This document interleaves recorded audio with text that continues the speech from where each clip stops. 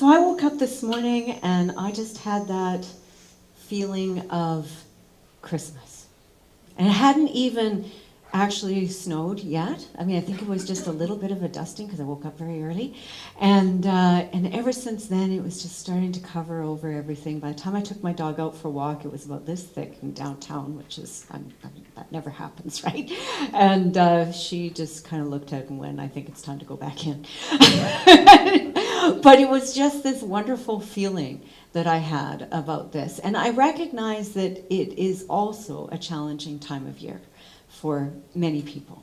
That, you know, it's not necessarily a time of year that brings joy because, you know, there might be family frictions going on. There might be other things happening in people's lives. There's been losses that have happened. Some people are in the hospital. You know, there's all kinds of stuff going on.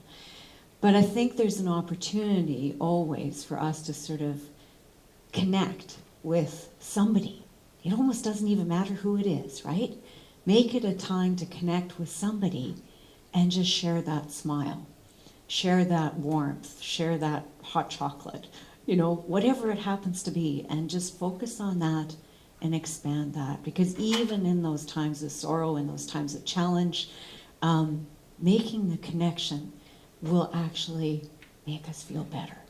Hiding does not do that. So being in community is one of those ways that we do that. And I'm doing a bit of a more Christmas-like metaphorical, metaphysical version today, because on Tuesday, we're really looking at it as part of a bigger faith community, spirituality, so there won't be as much Ernest Holmes on Tuesday. So you're getting the Ernest Holmes version today. Tuesday will be Ernest Holmes Light, if you want to put it that way. So just so that it's really inclusive for everybody and they don't feel like they have to know everything about the teaching in order to understand what's going on. So that's really behind what that is. So very high level spirituality, and it's going to be an amazing event. So I have some very specific things that I wanted to talk about today in terms of love and light and law. And Janet, your treatment or your reading was just bang on, absolutely bang on. There was a lot of stuff in there that was really connected to this whole idea about what the love is, what the law is, how we activate that, and how we create more life in our world.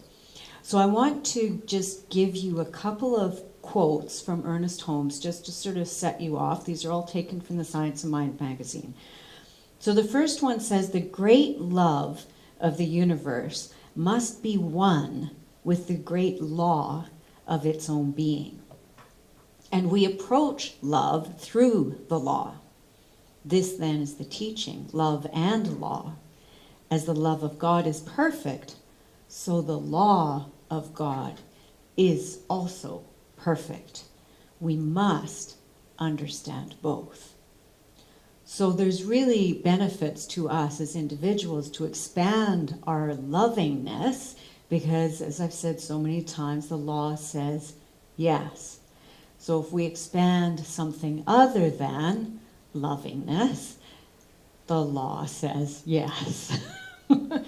But the law and the love, rather the love, is really the highest point, and it is infinite. Because if it was the opposite, we wouldn't even be here. It would implode in and of itself. So we know that there is that ongoingness, and that ongoingness is nurtured through that loving expression of who we are right here on this planet. So the other quote that he says is, now we can forget all about the law and know there is nothing but the word. The law will be working automatically.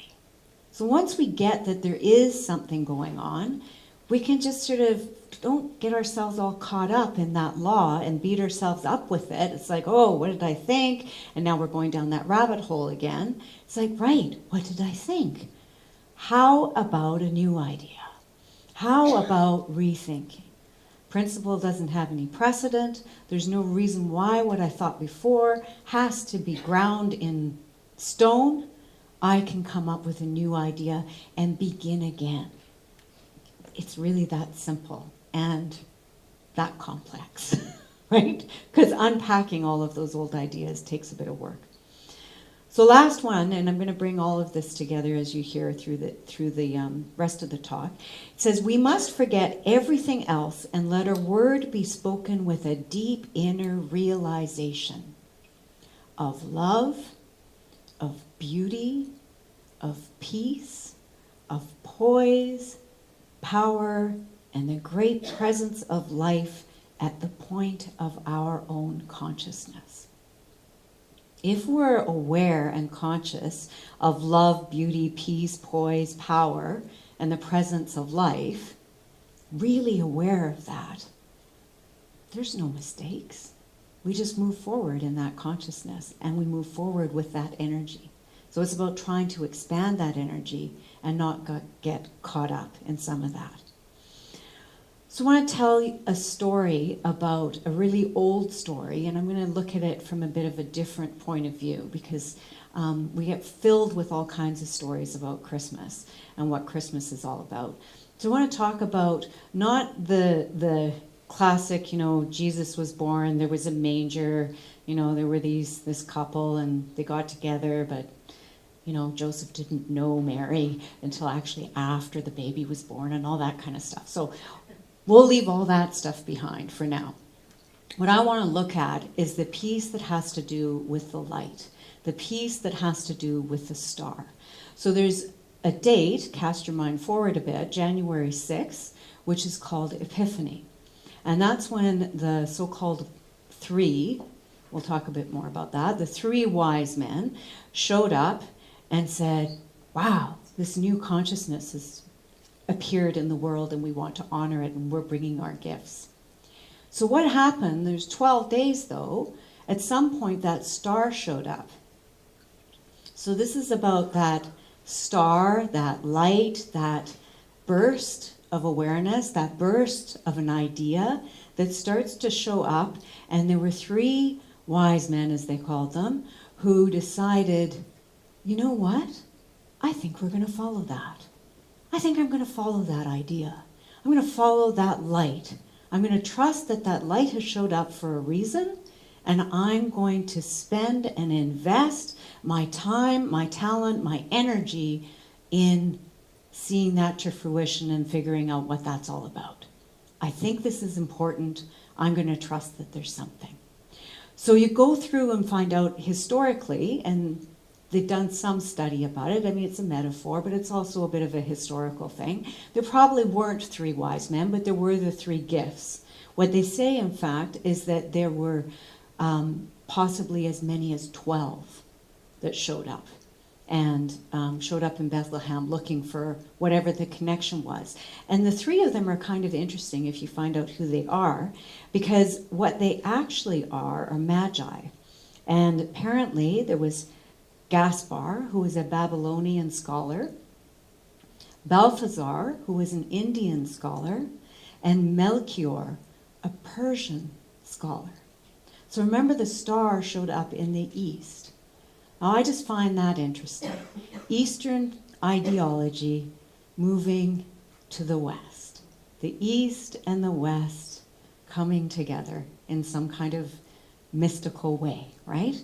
So the Persian scholar apparently is connected to the teaching of the Zoroastrianism, or Zoroastria, that's it. And it's a Persian priestly class. And they actually celebrate December 21st, which is the solstice, and that's when the good overcomes the evil in their consciousness and in their world. So there was a Persian person who was part of this, and one of their special gifts at that time was a deep understanding of astrology, which is why the star was so important. Things were lining up, and that particular caste was an expert in seeing and reading the stars and figuring out what that meant and lining things up. We get these moments in our lives when we can see some kind of a star, some kind of light that is showing up in our lives, and sometimes we choose to ignore it, and sometimes we choose to pay attention. And so that journey that they're having is really a lot like the journey that each and every one of us goes throughout our lives. We get these opportunities to really dig deep, cross a desert, right? In terms of an idea about who we want to be and what we want to become.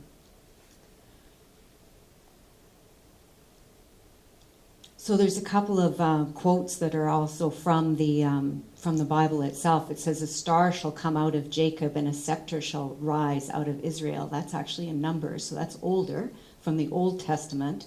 And in the New Testament, the only reference to these so-called three wise men is a mysterious light appeared in the sky, which became a luminous star that persisted in the western heavens. So if we get caught up in literal, then we can see it one way. But if we look at it from a metaphorical point of view and what we know of from a religious science point of view, and we look at it in terms of an idea and a birthing of a new idea, then it becomes an incredibly rich story. How does that birthing of a new idea emerge? How do we support it? What do we need to do to support it? And how does it outpicture?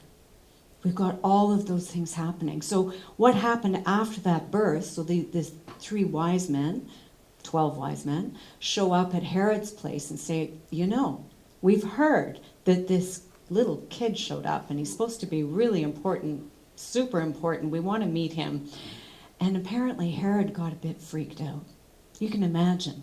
3, 12, what I read in one reading was, a militia shows up in your territory, right? And it's like, I know you're the king, but there's this other guy over here that we heard about. Very threatening. So, of course, the word went out. We got to get rid of all these babies that were born. But before the word went out, they were able to let the family know, and the family used the resources, the frankincense, the myrrh, and whatever the third one was, somebody will know. Gold. Right, gold, frankincense, and myrrh, use those resources to be able to fund their trip. Think about it from a metaphorical point of view, right? So here you get it. You get the idea, and Spirit provides. You get the idea that you need to move forward, Spirit provides. All of those things coming together in order to give birth to this new consciousness and this new way of looking at things. And what was the consciousness of Jesus, as it is the consciousness of Buddha, as it is the consciousness of each and every one of us here, as it is the consciousness of so many of the other avatars, the consciousness of love, the consciousness of compassion, the consciousness of unity and oneness was what was really being birthed there, and a deep recognition of the healing properties that Janet spoke to, that are so much a part of that, because so many of the teachings that would come later were all around those healing properties. So it is that piece of being able to recognize and support that inner part of ourselves, that inner light that we have.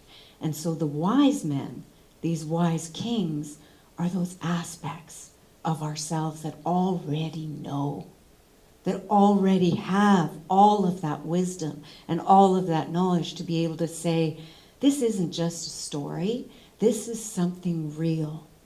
And I need to respond to it in my body. I need to respond to it in the sense of, how do I choose to walk my path? How do I choose to go into the darkness? How do I choose to go through the desert of my experience? And what's going to happen on the other side of that is going to be light, and I know that to be true.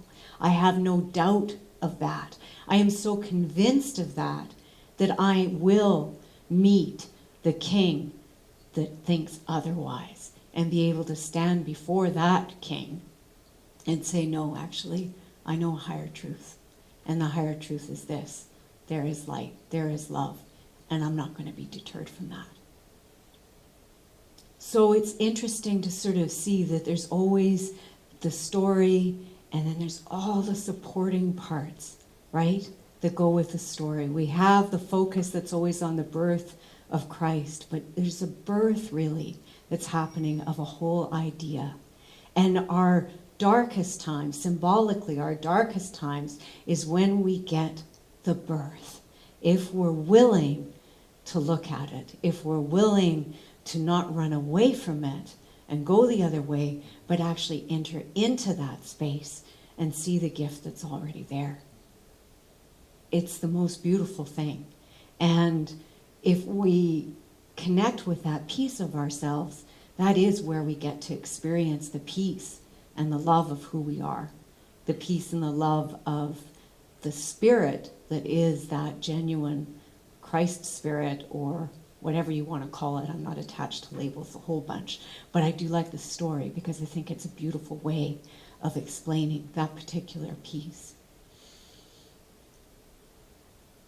So the last piece that I wanted to share with you with regards to this is another piece of from Ernest Holmes. He said, "It is a beautiful and true thought to realize that every person stands in the shadow of a mighty mind, a pure intelligence, and a divine givingness. The farmer has seen the heavenly host in the fields. The child has frolicked with it at play. The mother has clasped it to her breast, and the fond lover has seen it in the eyes of their beloved. We look too far away for reality." Bottom line, we can connect to our source for guidance and support that leads us into activities that help humanity, that help ourselves, help the bigger picture. The baby is a seed idea, the beginning of something fresh, the beginning of something new. And so that love that each of those wise men had in their hearts, that knowingness, led the way, and the law said yes. So that's what I wanted to share with you, my little Christmas story for this year. Thank you.